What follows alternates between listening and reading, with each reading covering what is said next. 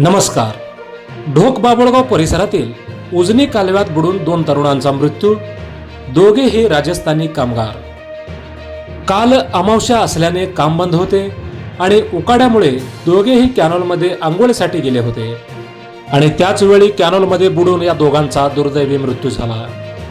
ही घटना मोहोळ तालुक्यातील ढोक बाबळगाव परिसरात घडली.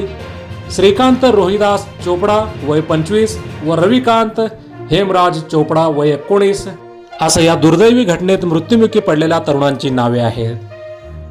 हे दोघेही मूळचे राजस्थानचे, सध्या ढोक बाबळगाव तालुका मोहोळ येथे वास्तव्यास होते.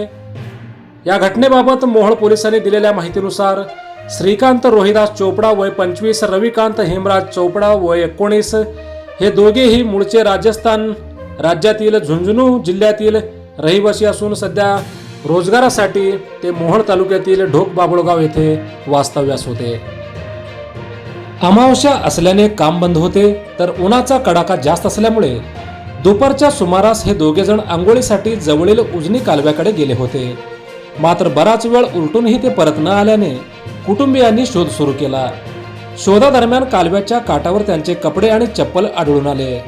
संशय बळावला. त्यानंतर पोलीस प्रशासन आणि गावकऱ्यांच्या मदतीने कालव्यात शोध मोहीम राबवण्यात आली. मात्र मृतदेह आढळून आले नाहीत. रविवारी 17 रोजी सकाळी दोघांचे मृतदेह कालव्यात तरंगताना आढळून आले. तात्काळ त्यांना बाहेर काढून मोहोळ येथील ग्रामीण रुग्णालयात उपचारासाठी नेण्यात आले. मात्र वैद्यकीय अधिकाऱ्यांनी तपासणीनंतर दोघांनाही मृत घोषित केले. या घटनेची माहिती मिळताच मोहोळ पोलीस घटनास्थळी दाखल झाले. पोलिसांनी अकस्मात मृत्यूची नोंद करून पुढील तपास सुरू केला आहे. परराज्यातून उदरनिर्वाहासाठी आलेल्या कुटुंबातील 2 तरुण मुलांचा एकाच वेळी मृत्यू झाल्याने ढोक बाबळगाव परिसरात शोककळा पसरली होती. गावकऱ्यांनीही या घटनेबद्दल तीव्र दुःख व्यक्त केले आहे. आपण पाहत आहात हॅलो सोलापूर न्यूज. धन्यवाद.